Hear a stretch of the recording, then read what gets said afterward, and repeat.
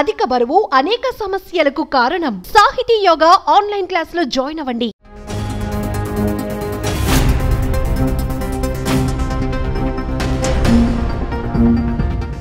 నంది అవార్డుల స్థానంలో గద్దర్ అవార్డులు ఇవ్వనుంది తెలంగాణ ప్రభుత్వం. అందుకు విధి విధానాలు రూపొందించడానికి ఓ కమిటీని కూడా వేశారు. అందులో భాగంగా గద్దర్ అవార్డ్స్ పై స్పీడ్ పెంచింది ఎఫ్డీసీ. జ్యూరీ చైర్పర్సన్గా జయసుధను ఎంపిక చేసింది. 15 మంది సభ్యులతో జ్యూరీ ఏర్పాటు చేసింది.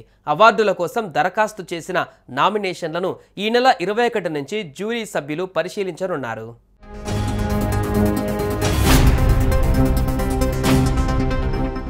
రాష్ట్ర ప్రభుత్వం అందిస్తున్న గద్దర్ తెలంగాణ ఫిల్మ్ అవార్డుల జ్యూరీ కమిటీకి చైర్మన్గా సినీ నటి జయసుధను నియమించారు.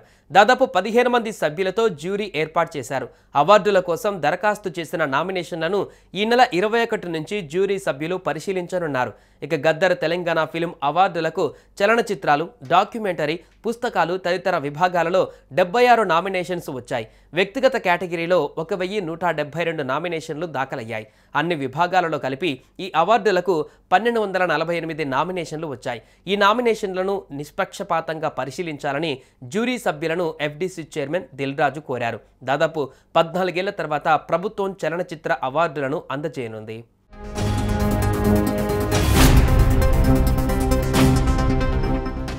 జయసుధ, ఎఫ్డీసీ ఎండీ హరీష్లతో సమావేశమైన FDC chairman producer Dil Raju నామినేషన్లను నిష్పక్షపాతంగా పరిశీలించాలని సూచించారు.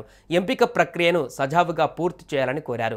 14 సంవత్సరాల తర్వాత తెలంగాణ ప్రభుత్వం చలనచిత్ర అవార్డులను ఇస్తున్నట్లుగా గుర్తు చేశారు. ఉమ్మడి రాష్ట్రంలో కూడా చలనచిత్ర అవార్డులకు ఇంతటి స్పందన రాలేదని అన్నారు.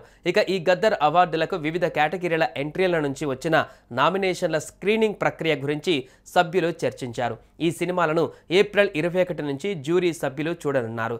ఈ పురస్కారాలకు వ్యక్తిగత కేటగిరీలో 1172, ఫీచర్ ఫిలిం, బాలల చిత్రాలు, డెబ్యూట్ చిత్రాలు, డాక్యుమెంటరీ, లఘు చిత్రాలు, ఫిల్మ్ క్రిటిక్స్, పుస్తకాలు తదితర కేటగిరీలలో 76 దరఖాస్తులు వచ్చినట్టుగా జ్యూరీ తెలిపింది. అనంతరం త్వరలోనే గద్దర్ అవార్డులు ప్రకటిస్తామని తెలిపారు జ్యూరీ మెంబర్స్.